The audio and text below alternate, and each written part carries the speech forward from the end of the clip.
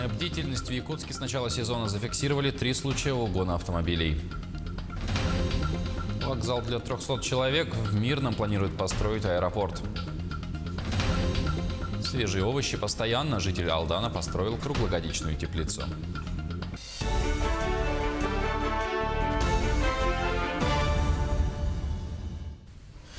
В эфире новости, в студии Павел Танин. Здравствуйте. Якутскэнерго уведомляет о временном ограничении электроснабжения сегодня. Отключения пройдут по графику, который вы можете видеть на своих экранах. Работы ведут в Вилюйском и Усть-Алданском районах, а также на некоторых улицах города Якутска. Ограничения необходимы для профилактики действующего оборудования и подключения новых абонентов. Компания просит с пониманием отнестись к временным неудобствам. С начала весны в столице республики стражи порядка зафиксировали 3 случая угона машин. Госавтоинспекция призывает якутян быть бдительными. С началом наступления тепла и также в весенне-летний период у нас как каждый год происходит угон транспортных средств, поэтому всех автолюбителей просим отнестись к этому очень серьезно и заблаговременно устанавливать автосигнализации, либо какие-либо пассивные средства безопасности, чтобы избежать данных случаев краж своих транспортных средств. Между тем, российских водителей обязали возить с собой светоотражающие жилеты. Новый пункт в правилах дорожного движения появился в прошлом месяце. Изменения предписывают автолюбителям надевать жилеты в том случае, если автомобиль совершил аварийную остановку на трассе за городом в темное время суток. Тогда водитель обязан надеть жилет или куртку с широкими светоотражающими полосами. Это необходимо, чтобы проезжающие мимо могли своевременно заметить человека на дороге. Согласно статистике ГОБДД, 70% практически автоаварий, которые происходят на проезжей части вне населенных пунктов,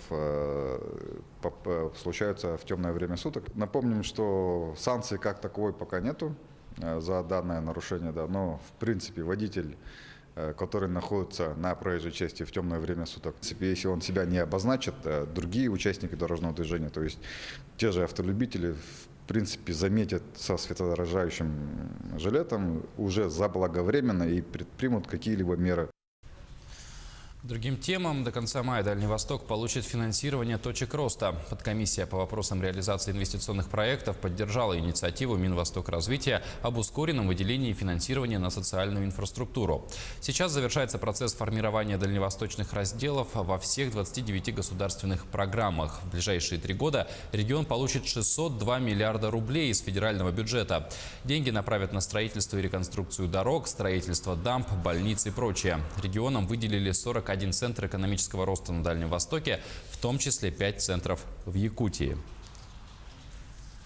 Между тем, в 300 миллиардов рублей может составить стоимость проекта по глубокой переработке природного и попутного нефтяного газа, добываемого на Ярантинском месторождении.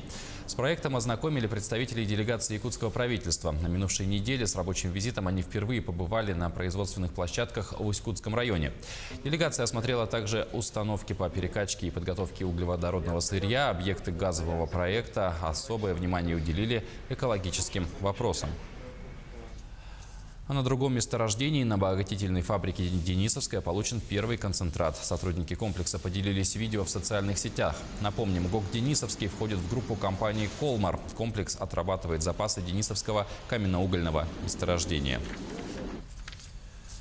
В Мирном появится новый аэропорт. Его проект должен появиться к 27 июля этого года. «Алроса» уже объявила тендер на проведение инженерно-экологических изысканий по проекту. Заявки принимают до 26 апреля. 30 мая компания выберет победителя. Финансирование составит 13 миллионов рублей. На первом этапе планируют возвести двухэтажный аэровокзал, рассчитанный на прием 300 пассажиров в час, а также административное здание, грузовой терминал и склад ГСМ. Пересмотрели в «Алроса» и вопрос ремонта спецтехники на северных площадках. Возить дорогостоящую технику в Ленск стало невыгодно. Автомобили не выдерживают длительную дорогу. И с прошлого года ремонтные бригады сами работают в Мирном и Удачном. Об изменениях в работе предприятия расскажут коллеги. Автомобили те же, в руках привычные инструменты. Григорий Костюченко, слесарь ленских авторемонтных мастерских, на своем рабочем месте. В этом месяце он ответственный за ремонты «Вольво» в автобазе Мирнинского горнообогатительного комбината. С прошлого года ленские ремонтники ездят в рабочей командировке на северные площадки.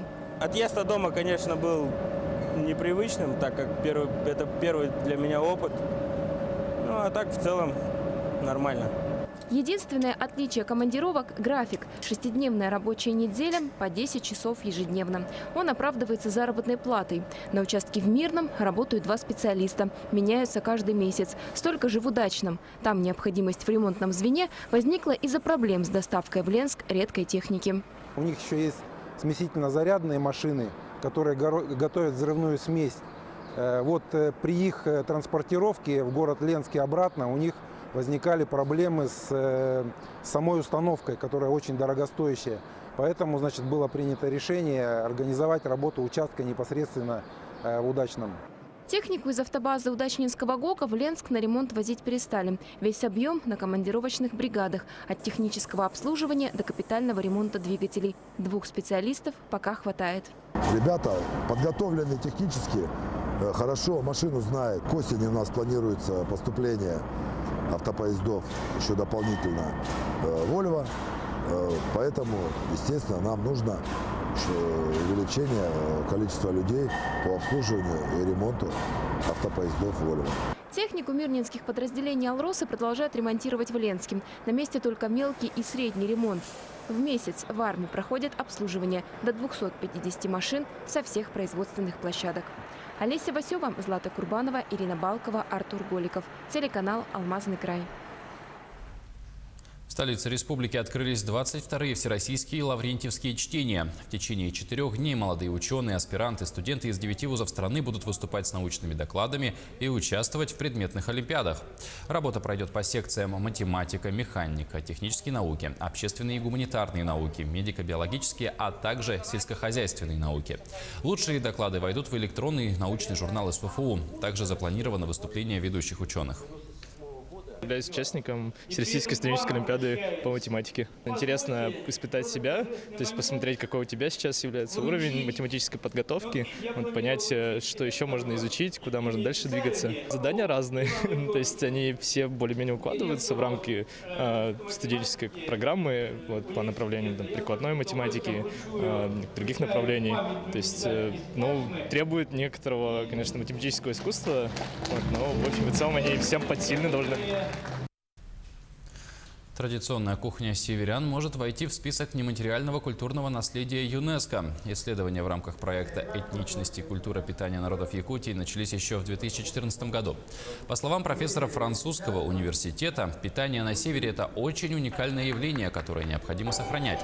И главная идея сейчас – признание северной кухни как части мирового нематериального богатства. Примечательно, что, к примеру, французская кухня сейчас числится в этом списке, и на ее сохранение предприняты государственные меры поддержки. В Алдане появилась первая круглогодичная теплица. Фермер Закир Алиев планировал освоить овощеводство давно, и как только появилась возможность, приступил к делу.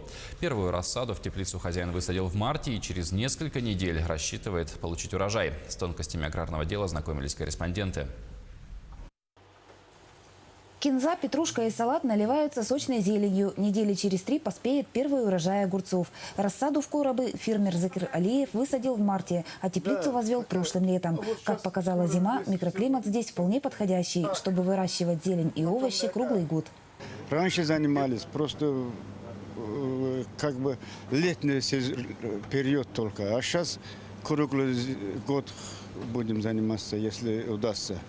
Закир занимается сельским хозяйством без малого 20 лет. В большом хлеву несколько десятков буренок. В противоположном крыле похрюкивают свинки. Один из отсеков занимают любопытные козочки. Часть здания принадлежит овечкам. Все они кормильцы. И не только для большой семьи Закира. Предпочтение мясу и копченостям местного производства отдают многие алданцы-гурманы. Хорошая продукция, нормально все.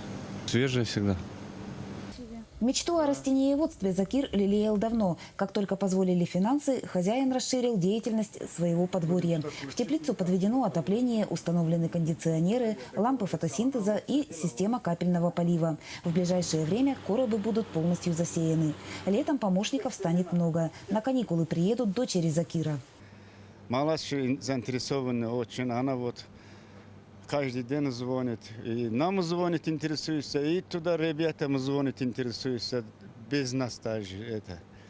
И она хотела, конечно, поступать это сельское хозяйство, поступила другое, это, говорит, я все равно хозяйством буду заниматься.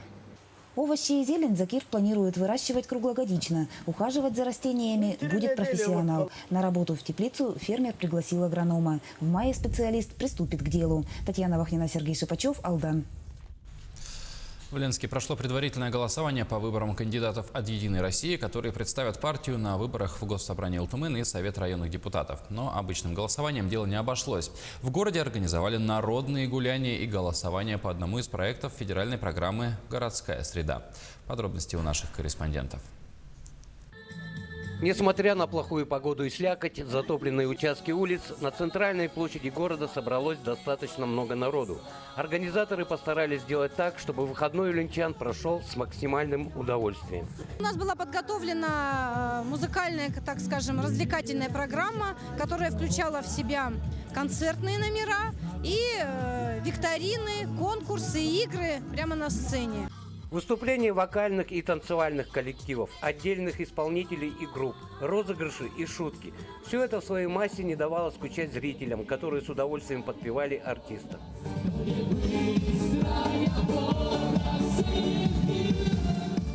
Если согреться не помогал танец, желающие могли выпить горячего чая и отведать шашлык. В общем, зрители и участники остались довольными праздником. Ну, вы знаете, концерт замечательный. Конечно, очень радует, что в нашем городе уделяется внимание здоровому досугу. Ребята все прекрасно исполняли, выступали.